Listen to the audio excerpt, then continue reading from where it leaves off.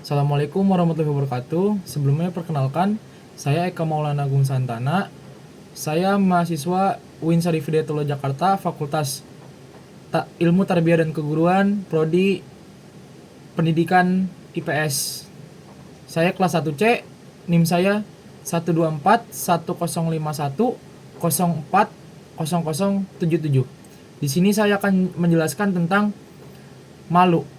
Menurut Kamus Al-Munawwar, al-haya berasal dari kata al-hayyu yang berarti hidup.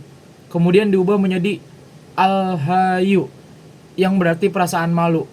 Dengan kata lain, al-haya dan al-haya mempunyai arti yang sama dengan al-kisb, yaitu kesuburan.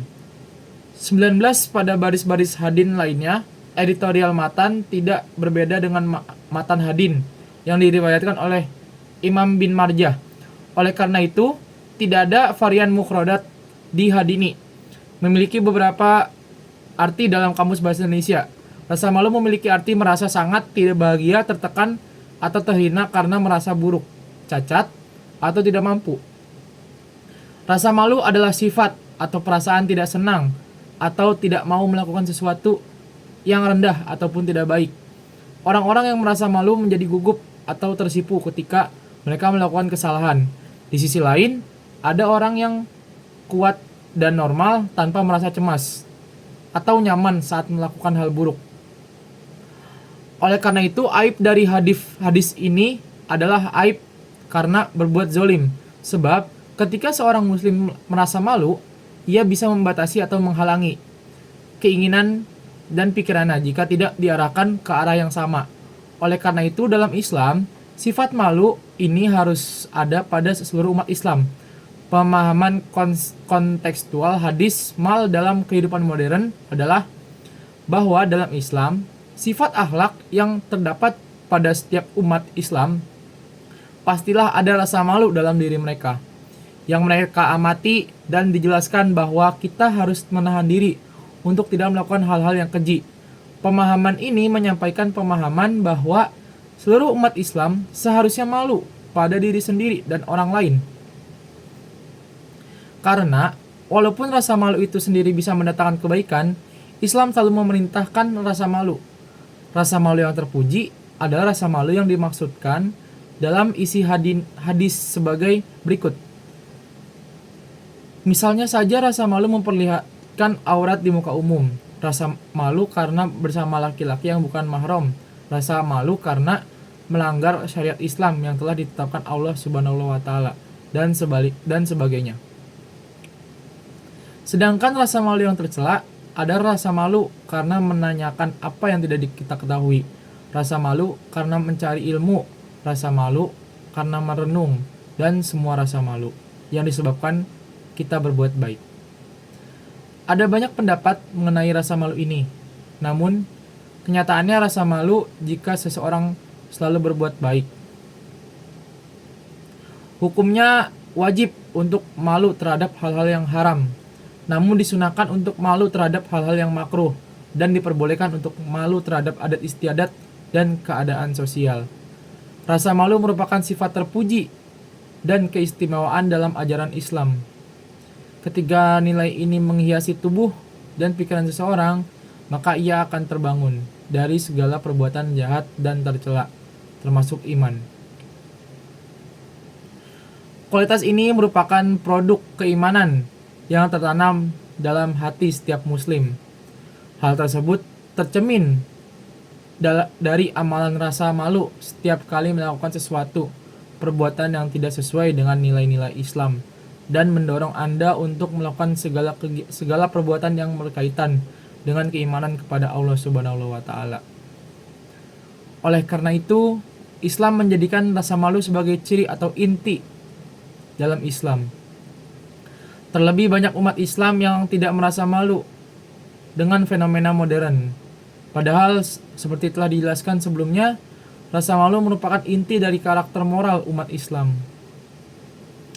Hal ini menunjukkan bahwa malu itu bersifat wajib, sebab seseorang bisa kehilangan rasa malu, menyebabkan hilang salah satu cabang keimanan. Apabila cabang imannya hilang, berarti mengakibatkan imannya tidak sempurna.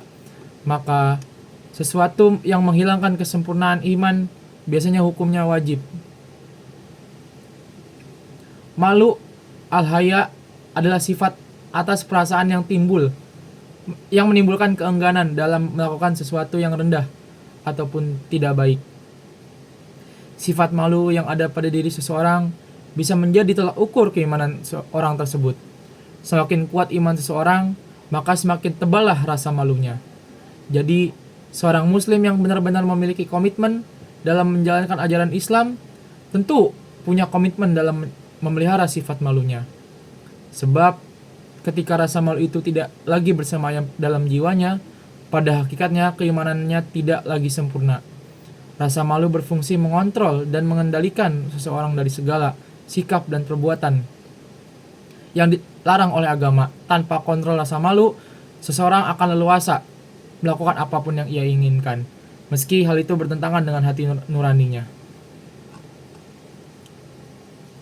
Selanjutnya saya akan menjelaskan mengenai qanaah. Qanaah secara bahasa berarti cukup, sedangkan secara istilah qanaah adalah merasa cukup atas apa yang dikaruniai oleh Allah Subhanahu wa taala kepada kita sehingga kita mampu menjauhkan diri dari sifat tamak. Sifat qanaah mendasarkan pemahaman bahwa rezeki yang kita dapatkan sudah menjadi ketentuan Allah Subhanahu wa taala. Qanaah dalam kamus Al-Munawwir yaitu merasa puas dengan apa yang diterima dan rela atas bagiannya. Sedangkan secara istilah, qanaah adalah sikap menerima rezeki apa adanya dan menganggap sebagai kekayaan yang membuat mereka terjaga statusnya dan dari meminta-minta kepada orang. Sebab bisa jadi apa yang kita suka mengandung kemudaratan. Sebaliknya, bisa jadi sesuatu yang tidak kita suka justru memiliki banyak manfaat. Sesungguhnya Allah Maha mengetahui atas segala sesuatu. Hal di atas sejalan dengan konsep qanaah, yaitu menerima ketetapan Allah Subhanahu wa taala dengan sabar dan kerelaan hati. Namun, bukan berarti berqanaah tidak berikhtiar lagi dan tidak peduli dengan gerak-gerik dunia. Qanaah adalah modal dalam menghadapi kehidupan. Qanaah bisa diibaratkan sebagai suntik energi bagi seseorang agar terus bersemangat dalam mengais rezeki yang halal dan menggapai ridho Allah Subhanahu wa taala. Ia juga sebagai obat sehingga seseorang tidak akan tertekan dan berputus asa dikala mendapat cobaan berupa himpitan dan tidak akan serakah dan semena-mena ketika bercukupan. Hal ini berarti bahwa qanaah tidak berlawanan dengan harta selama tidak menghilangkan ketentraman hati. Menurut Hamka, bahwa qanaah mengandung 5 perkara, di antaranya yaitu 1. Menerima dengan rela akan apa yang ada. 2. Memohonkan ampun kepada Tuhan tambahan atas yang pantas dan berusaha. 3.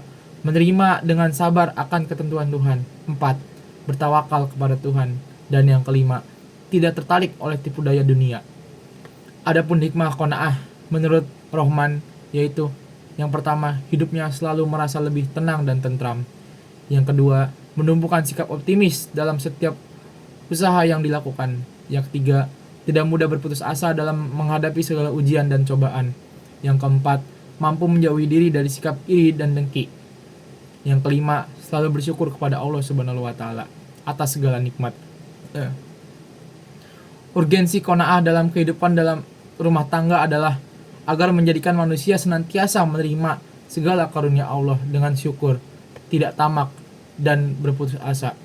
Sebab pada dasarnya tidak sedikit orang terlihat berkecukupan, namun hatinya gersang. Sebaliknya, orang yang terlihat kekurangan justru hatinya bahagia dan kehidupannya tentram, sebab ia adalah orang yang pandai bersyukur.